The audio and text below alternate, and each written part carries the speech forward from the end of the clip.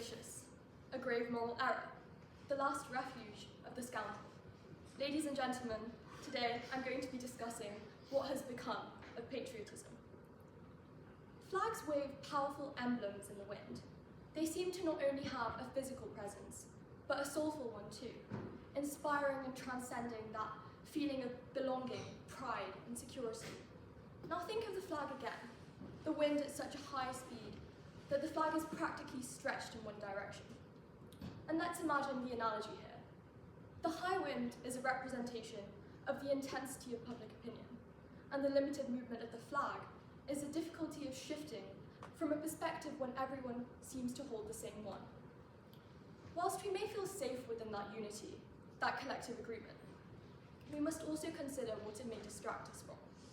When there exists a common enemy or problem, we can become so immersed in its discussion or observation that it can be simple to only look outwards and not within. I believe that the olden glory of patriotism is tainted with this dilemma. Over time, its definition has evolved due to the actions of our own. Let's explore the problem.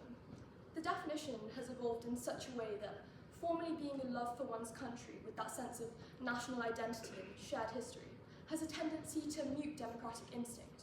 And what we don't realise is that agreement is not necessarily the correct state, but our environment and daily interactions constantly and passively may advocate that it is.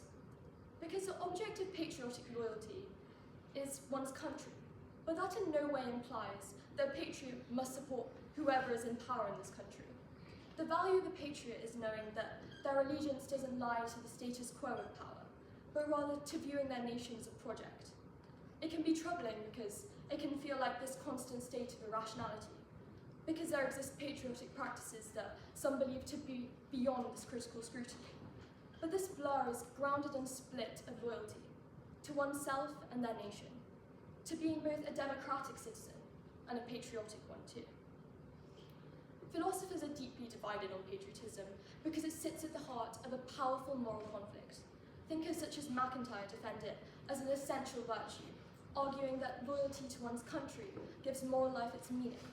Without patriotism, they claim society risks becoming fragmented, with citizens detached and unwilling to act for the common good. Critiques like Tolstoy warn that patriotism can be dangerously seductive, encouraging people to excuse injustice simply because it is committed in the name of their nation. History has shown us how patriotic fervour can silence moral reasoning and turn loyalty into obedience. This philosophical divide forces us to confront a crucial question. Does patriotism strengthen our moral character, or does it blind us to the equal worth of all human beings? Ultimately, it should be understood not as an unconditional allegiance, but as a morally constrained commitment. When detached from ethical scrutiny, it collapses into partiality, a bias that subordinates moral reason to national loyalty. Yet when governed by universal principles of justice, patriotism becomes a demanding virtue, binding individuals to the moral improvement of their political community. It is the same moral tension that explains why revolutions exist.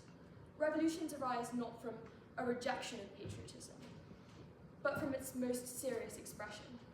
When citizens recognise that a state has betrayed its foundational values and can no longer be reformed through obedience alone. In such moments, dissent becomes a moral necessity, rather than just a political threat. To love a country, therefore, is not to preserve it unchanged, but to insist that it live upon the ideals it claims to embody. Patriotism strengthens moral character only when it's willing to risk stability for justice, loyalty for truth, and silence for principled reason. Thank you.